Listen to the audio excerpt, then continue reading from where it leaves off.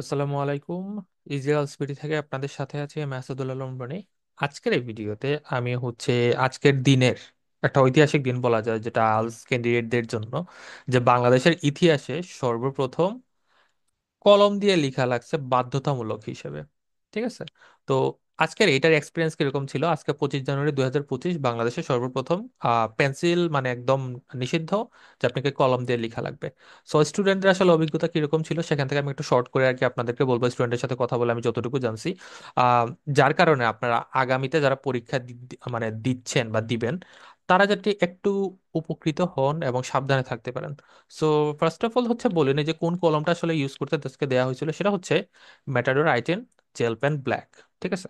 So এই কলমটা use করতে দেওয়া হয়েছিল এবং এটা কি জেল পেন। ঠিক আছে? আমরা সাধারণত বল পেন দিয়ে আই10 এর ম্যাটাডোর আই10 দিয়ে লিখছি, কিন্তু দেখা যাচ্ছে কি এটা হচ্ছে জেল পেন এবং কালো রঙের কলমটা দিছিল। তো স্টুডেন্টের সাথে কথা বলে আমি যতটুকু বুঝলাম, আজকে মানে আমার তিনজন স্টুডেন্টের সাথে আমি কথা বলছি। তো সেখানে নেগেটিভ পজিটিভ দুইটাই ছিল। তবে আমি দুইটা নিয়ে আপনাদেরকে বলবো। তো স্টুডেন্টের কাছ থেকে ফিডব্যাক আমি যতটুকু পাইছি, সেই জায়গা থেকে বোঝা গেছে যে কিছু স্টুডেন্ট ছিল সেখানে যারা মানে স্যাটিসফাইড না আসলে কলম দিয়ে। এটার পরিমাণটাই আসলে বেশি, কিছু বলবো না, একটু বেশি।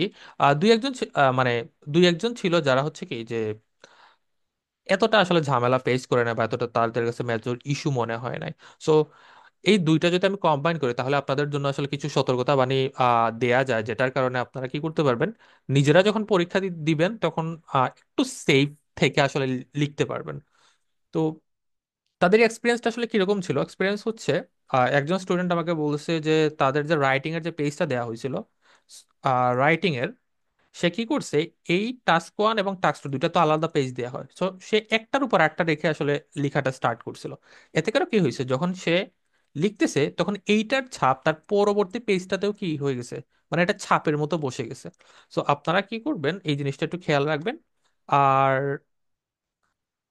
লিসেনিং রিডিং এর যে পেজটা আসলে দেয়া হয়, সেই পেজের লিসেনিং সাইডে যখন সে লিখছে, অপোজিট সাইডেও কি হয়েছে, মানে রিডিং এর সাইডটাতেও মানে ওর লেখাটা একদম ভাসতেছে, এরকম একটা অবস্থা। মানে জেল পেনের কারণে এটা হয়েছে।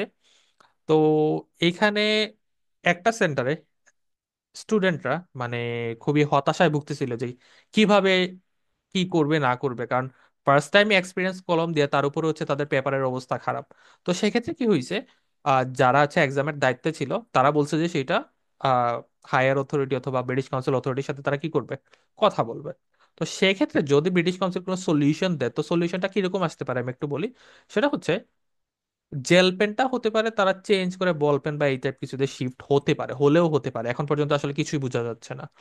আর আরেকটা বিষয় করতে পারে, সেটা তারা যদি জেল পেন রাখে তাহলে পারে তাদের যে পেপার যে আসলে যেটা দেয় সেইটার মানে সাইজ বলতে কি একটু পুরুত্ব বেশি, এরকম একটা পেপার যাতে দেয়, যাতে এক পাশে লিখলে আরেকটা পাশে যাতে মানে লেখাটা চলে না যায়। তো এই দুইটা থেকে যে কোনো একটা হতে পারে। ব্রিটিশ কাউন্সিল অথবা আইডিপি তারা এই স্টেপটা নিতে পারে।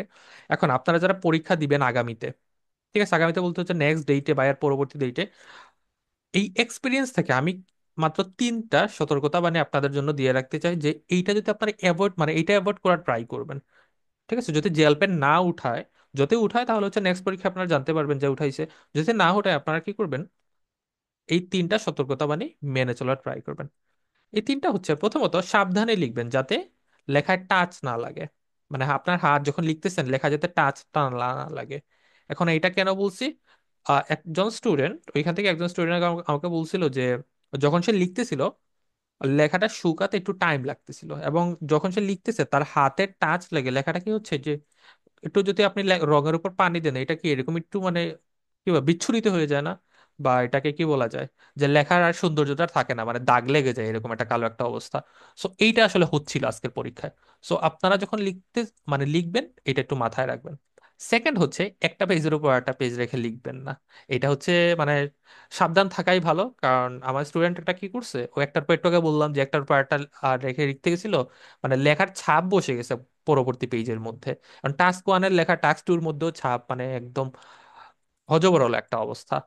এবং আর একটা 3 নাম্বার আমি বলবো, সেটা আরেকটা স্টুডেন্ট এই প্রবলেমটা ফেস করছে, সেটা যে ও বেশি প্রেশার দেয় অনেকের, মানে ওর মতো অনেকের অভ্যাস থাকে যে যখন লিখতেছে একদম হাত চাপাই চাপাই লিখতেছে। জেল পেন কিন্তু এতটা চাপানো লাগে না, আপনি জাস্ট ধরে রাখলে কিন্তু মানে কালি ছেড়ে দেয়। ঠিক না? সো ট্রাই করবেন যে খুব বেশি প্রেশার না দিয়ে লিখার জন্য। ওকে। আর যেহেতু একদমই প্রথম বলা যায় আমাদের বাংলাদেশে জেল পেনের ব্যবহার বা কলমের ব্যবহার, আগে কিন্তু বাধ্যতামূলক কলমের ব্যবহার ছিল না। আগে একটা কলম দিত তারা ব্রিটিশ কাউন্সিল এবং আইডিপি থেকে, সেটা কিন্তু অনেক মোটা, মানে একটা প্লাস্টিকের কলম। সো অনেকে ভাবছিল মেবি ওই কলমটা দিয়ে পরীক্ষা মানে পরীক্ষায় প্রোভাইড করবে, কিন্তু তারা ওইটা প্রোভাইড না করে লোকালি তৈরি করা ম্যাটাডোর আইটেম জেল পেনটা আসলে প্রোভাইড করছে আজকের পরীক্ষায়। নেক্সট পরীক্ষা আসলে এটা প্রোভাইড করবে কিনা আমি জানি না, বা কেউ জানে না। কিন্তু আপনারা ট্রাই করতে পারেন এটা দিয়ে, যদি পরবর্তীটাতে জেল পেন উঠায় আপনাদের জন্য ভালো। এই কিন্তু যদি জেল পেন না উঠায়, তাহলে এই যে ইস্যুগুলা, এগুলো হচ্ছে একটু মাথায় রাখা ট্রাই করবেন, আপনার জন্যই ভালো হবে। ঠিক আছে? তো আজকের ভিডিওটা অলমোস্ট বলা যায় মানে একটু রাতের দিকে আমি আপলোড দিচ্ছি।